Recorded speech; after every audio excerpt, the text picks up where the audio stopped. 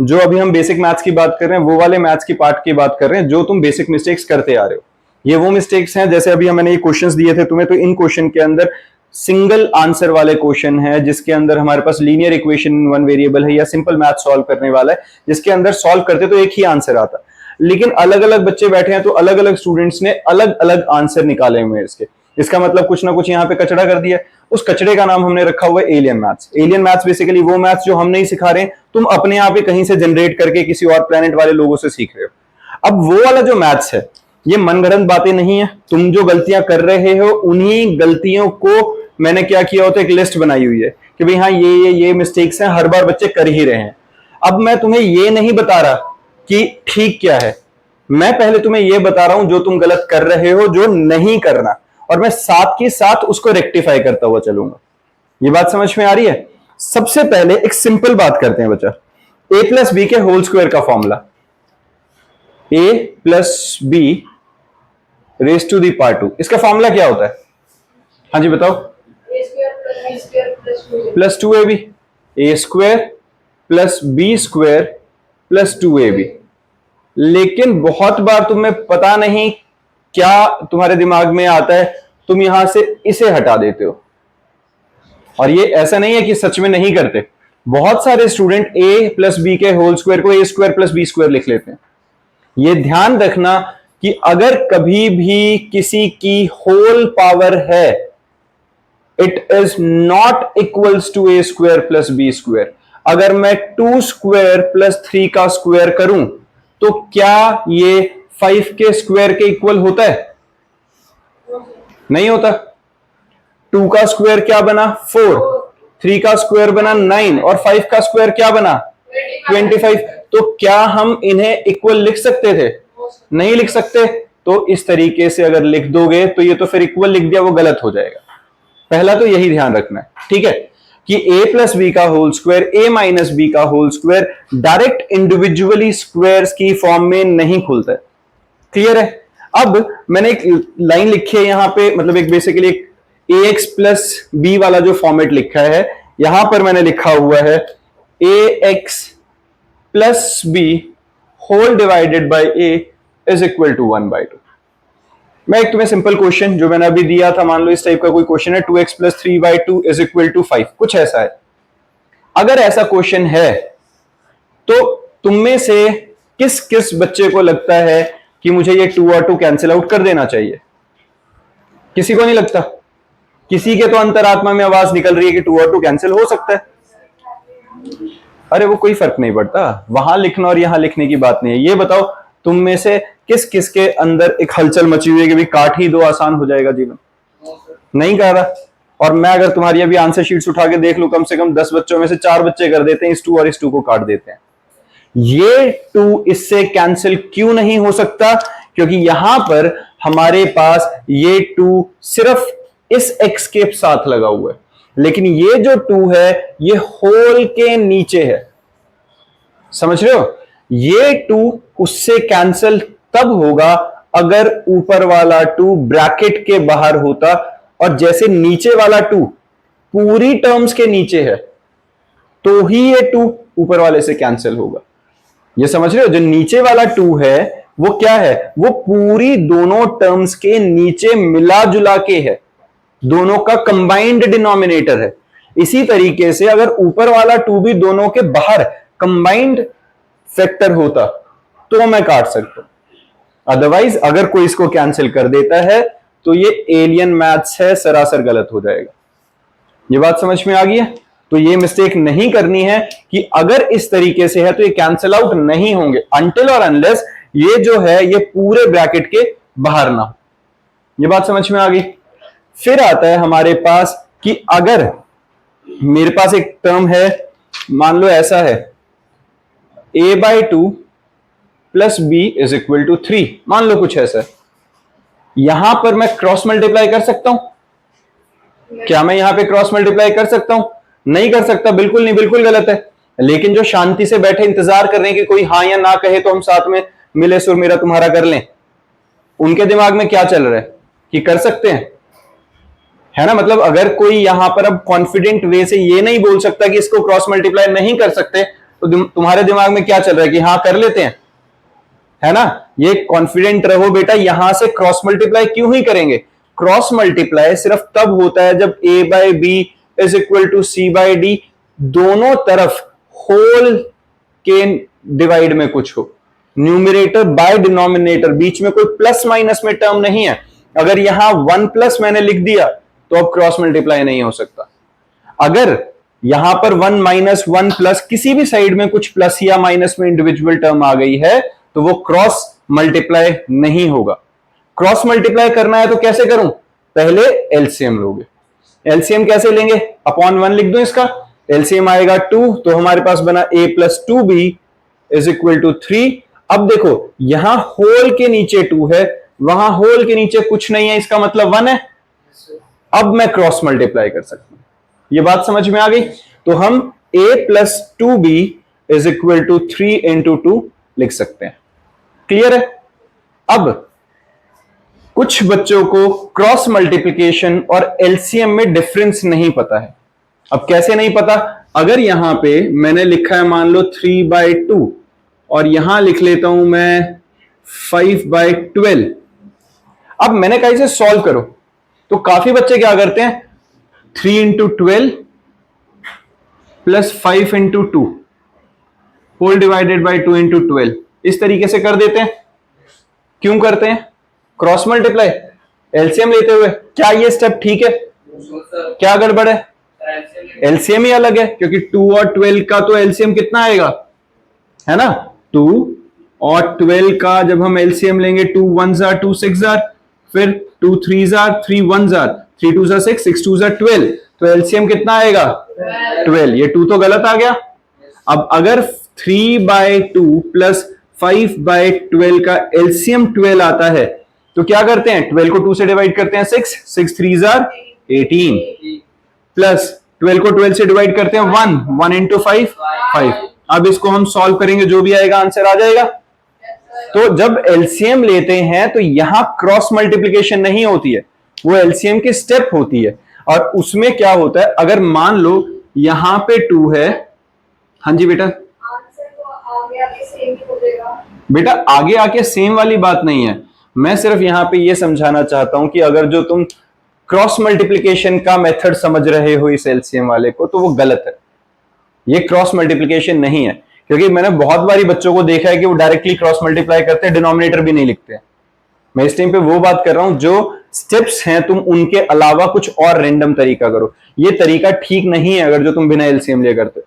वो direct answer कैसे बोल रहे हैं कि 3 12 का कितना हुआ 36, 5 2 10, 46 46 बाय 24, 46 बाय 24, और यहां कितना बन रहा है 18 प्लस 5/12। तो काटा पीटी करके सेम आ रहा है आंसर, लेकिन स्टेप्स टोटली गलत हैं। वो एलसीएम का कंसेप्ट ही हटा दिया तुमने, फिर समझ रहे हो? और उसी वजह से कहीं किसी सिचुएशन में गलती कर बैठोगे तो हमेशा ये मत कहो कि आंसर तो सेम ही आ रहा है। आंसर आने की बात नहीं है, एलसीएम के कुछ सीधे से रूल हैं। एलसीएम के अंदर हम क्या कर रहे हैं, लोवेस्ट कॉमन मल्टीपल की बात कर रहे हैं कि नहीं? तुम वो कर ही नहीं रहे हो, तुम तो डायरेक्टली सीधा सीधा मल्टीप्लाई करके लिख रहे थे, तो वो गड़बड़ हो जाएगी। ठीक है? हाँ जी, कौन सा डायरेक्ट लगाने वाला? मत लगाओ बेटा, अनटिल और अनलेस वहां पर ये इनका कोई कॉमन फैक्टर नहीं है, उसे मत लगाओ। समझ रहे हो? एलसीएम की स्टेप्स फॉलो करो, वो ज्यादा बेटर है। कैलकुलेशन बचेंगी ही उल्टा उससे। टाइम ऐसा नहीं है कि डायरेक्ट करने में टाइम बच गया और बाद में हो गया, वो बाद में कैंसिलेशन होने में टाइम लगा लेगा। तो बेटर है स्टेप्स प्रॉपर फॉलो करो, मैथ्स के साथ जबरदस्ती मत करो। ये क्लियर है बच्चे? इसके बाद हमारे पास एक आता है जिसके अंदर अभी मैंने देखा है कि 9th क्लास वाले बच्चे भी कंफ्यूज हैं, और काफी सारे, ऐसा नहीं है कि और किसी बच्चे को कंफ्यूजन नहीं होता, वो कभी भी हो जाता है जब न्यूमरेटर और डिनोमिनेटर की फॉर्म में कुछ होता है। जैसे अगर मैंने तुम्हें बोला 2/3 होल डिवाइडेड बाय 5, अब इसके अंदर कभी भी कंफ्यूजन हो जाता है कि भाई ये 5 ऊपर जाएगा या 3 नीचे आएगा। तो इसका एक सिंपल फंडा याद रखना, a/b whole divided bye c/d। ठीक है? तो इसमें क्या होता है, ये जो डिनोमिनेटर वाला है, ये जो डिवाइड में है, उसका रेसिप्रोकल करके मल्टीप्लाई लिख देंगे। हाँ जी बच्चा, यही बोल रहे थे, है ना? हम क्या करेंगे, a/b अगर ये डिवाइड में है और मैं इसका रेसिप्रोकल कर दूंगा तो ये मल्टीप्लाई में लिख सकता हूं कि नहीं? ये वाली बात समझ में आती है सबको? कि अगर हमारे पास कोई डिवाइड में है कोई चीज तो उसको रेसिप्रोकल कर दो तो वो मल्टीप्लाई में लिख सकते हैं। तो ये जो चीज डिवाइड में थी रेसिप्रोकल करके मल्टीप्लाई में लिख दिया। अब उसका यहां क्या लेना देना, यहां 2/3 है, यहां इंडिविजुअल 5 है, तो मैं इसको 5/1 लिख दूं तो कोई दिक्कत है, लिख सकता हूं। तो 2/3 इंटू 1/5 लिख लूं तो क्या हुआ, 2 1s are 2, 3 5s are 15। Confusion खत्म। हर बार ऐसा कर लो, जैसे 2 डिवाइडेड बाय 3/5 है तो क्या लिखो, 2/1 होल डिवाइडेड बाय 3/5 लिख लो। ऐसे जो भी इंडिविजुअल टर्म है उसको बाय 1 लिख लो। अब सीधा सीधा क्या रहेगा, 2/1 इंटू 5/3, ये कितना आ गया, 10/3। समझ में आई ये बात, क्लियर है, ठीक है ना। फिर इसके बाद हमारे पास आता है भाई, अगर हमारे पास मान लो इस तरीके से कुछ गिवन है, ax plus B is equal to C, ax plus B is equal to C है, तो काफी बच्चे इसके अंदर क्या करते हैं, ये a यहां मल्टीप्लाई हो रहा है, इसको उठा के उधर डिवाइड कर देते हैं, x plus B is equal to C by A. क्या ये ठीक है? बहुत गलत है। क्यों गलत है? बी वाली टर्म ट्रांसफर, क्योंकि बी वाली टर्म ट्रांसफर होगी पहले। क्यों होगी ऐसे? अगर मैं बी वाली टर्म ट्रांसफर ना भी करूं तो ए के साथ क्या करूं, ए यहां मल्टीप्लाई हो रहा है, लेकिन क्या सब टर्म्स के साथ मल्टीप्लाई हो रहा है? नहीं हो रहा ना, ए तो सिर्फ एक्स के साथ मल्टीप्लाई में है। तो अगर ए ऐसा होता तो मैं ए को उधर डिवाइड कर सकता हूं।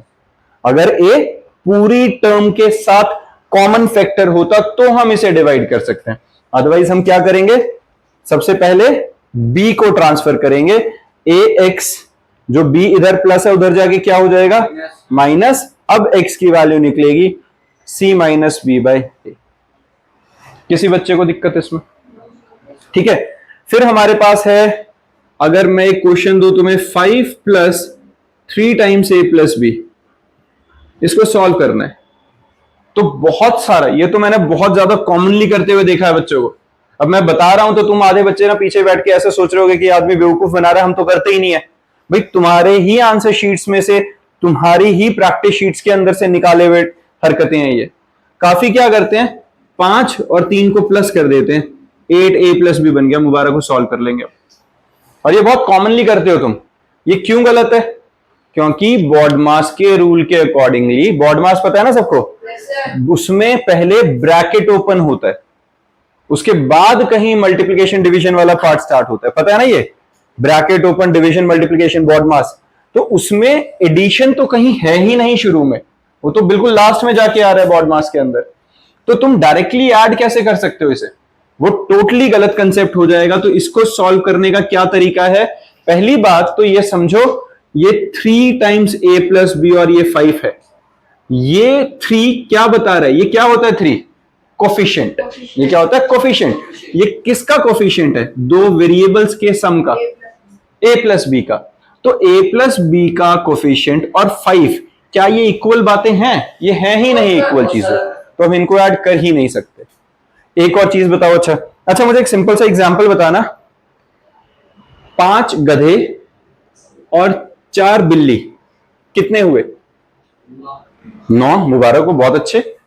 क्या मैंने क्या बोला, 5 गधे और 4 बिल्ली, अभी उसने बोला 9। अब ये बहुत कॉमन है ना, अभी खाई पी में जल्दी जल्दी नहीं बोला, ये पेपर में बैठे होते हो बहुत दिमाग लगा के लिखते हो। 9 है क्या ये भाई, वो ना तो 9 गधे बने ना 9 बिल्लियां बनी, ये 2 अलग वेरिएबल्स हैं, इनको हम कैसे प्लस कर सकते हैं?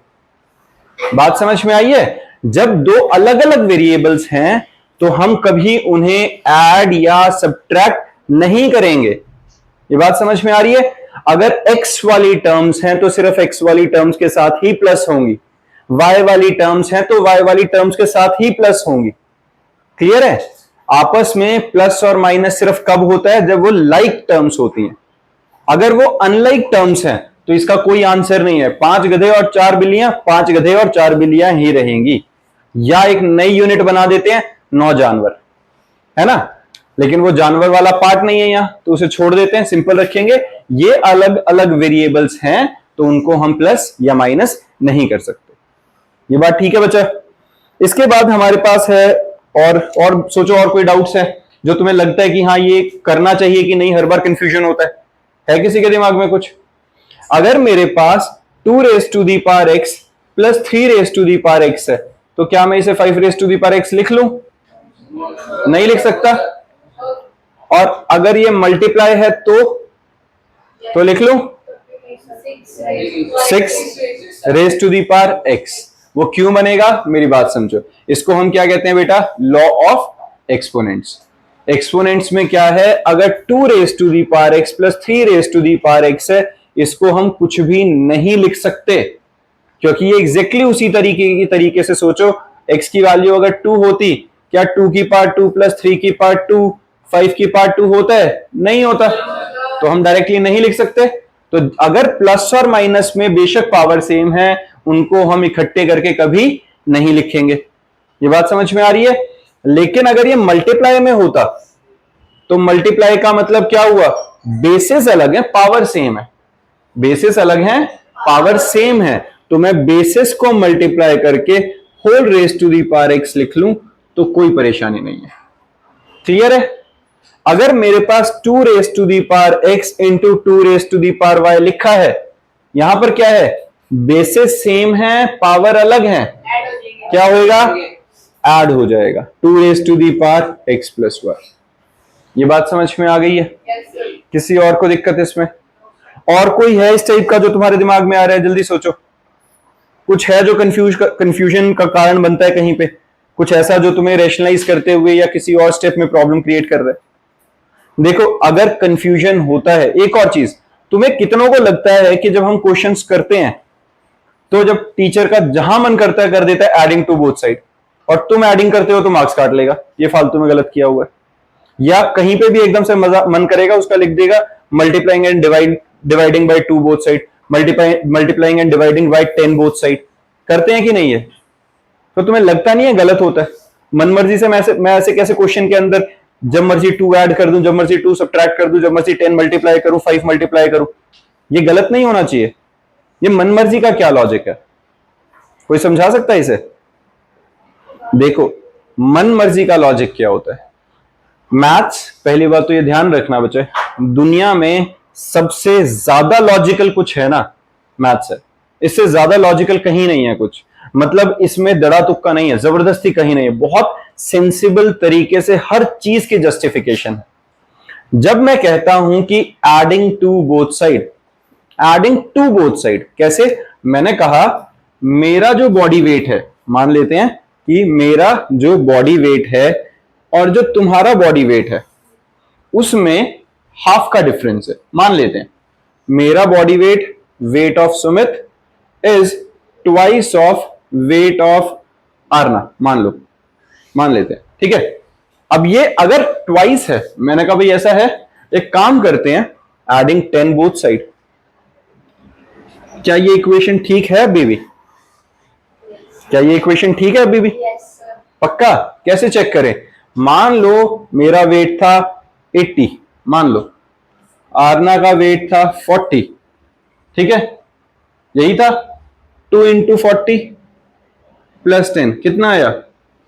90। 80 प्लस 10 कितना आया? क्या हमारी इक्वालिटी में कोई डिफरेंस आया है? हम सिर्फ वो चीजें कर सकते हैं जो फंडामेंटली इक्वेशन को चेंज ना करें। समझ रहे हो? अगर मैं ये कह देता ना कि चलो इक्वेशन ठीक ही बनी हुई है ये वाली, कि भाई मेरा जो बॉडी वेट है it is twice the weight of Arnaz's weight, तो एक काम करते हैं, adding 10 to right hand side. अब ये गलत हो गया, मैं सिर्फ एक तरफ ऐड नहीं कर सकता क्योंकि अब तो मतलब ही बदल गया। हम हमेशा क्या कर सकते हैं जिससे फंडामेंटली इक्वेशन पे कोई फर्क ना पड़े? मैंने कहा एडिंग एंड सब्ट्रैक्टिंग, कोई फर्क पड़ा? मैंने 10 रुपए तुम्हें दिए, 10 रुपए वापस ले लिए, तुम पहले भी गरीब अभी भी गरीब, है ना, कोई फर्क ही नहीं पड़ा उससे। तो कुछ ऐसा करना है जिससे ओवरऑल क्वेश्चन पे नेट इफेक्ट कुछ ना हो। जब मैंने एडिंग 10 बोथ साइड किया तो 10 और 10 कैंसिल हो ही जाने थे वो, तो फंडामेंटली इक्वेशन चेंज नहीं होनी चाहिए। तुम अगर एक तरफ 10 जोड़ दोगे तो फिर तो गड़बड़ हो गई, ये बैलेंस खराब हो गया, तो बैलेंस नहीं बिगड़ना चाहिए। अगर इस तरफ मल्टीप्लाई करो तो इधर भी मल्टीप्लाई करो, और सिर्फ सब कुछ अगर इधर ही करना है कि मैं ये बोल रहा हूं कि नहीं मेरे को तो राइट हैंड साइड में ही सब करना है, तो +10 किया है तो साथ में -10 भी करना पड़ेगा। अगर मैं इस पूरी इक्वेशन को 5 से मल्टीप्लाई करूंगा तो मुझे पूरी इक्वेशन को 5 से डिवाइड भी करना पड़ेगा, वरना गलत हो जाएगा। तो हम सिर्फ वो स्टेप्स कर सकते हैं जिससे हमारी इक्वेशन पे नेट चेंज कुछ ना हो। क्लियर है? किसी एक साइड में अगर हम कुछ करेंगे तो जो ऐड करेंगे उसका काउंटर भी करना पड़ेगा, जो डिवाइड करेंगे उसका काउंटर मल्टीप्लिकेशन भी करना पड़ेगा। क्लियर है ये बात? ठीक है। इसके बाद बच्चे ये ध्यान रखना, तुम काफी बार पेपर सॉल्व करते हुए क्या करते हो, आंसर निकालने के लिए, क्वेश्चन से पीछा छुटाने के लिए रैंडम कुछ भी कर देते हो। मतलब तुम्हें पता होता है कि भाई जस्टिफिकेशन नहीं बन रही है, वो गलतियां मत करो। मतलब देखो अभी बोर्ड्स आने वाले हैं तुम्हारे थोड़े दिनों में, 9th वाले बच्चे 10th में जाएंगे, 10th वालों के बोर्ड्स हैं ही, और सिर्फ 9, 10th, 8th की बात नहीं है, ये कहानी है लाइफ टाइम के मैथ्स की है।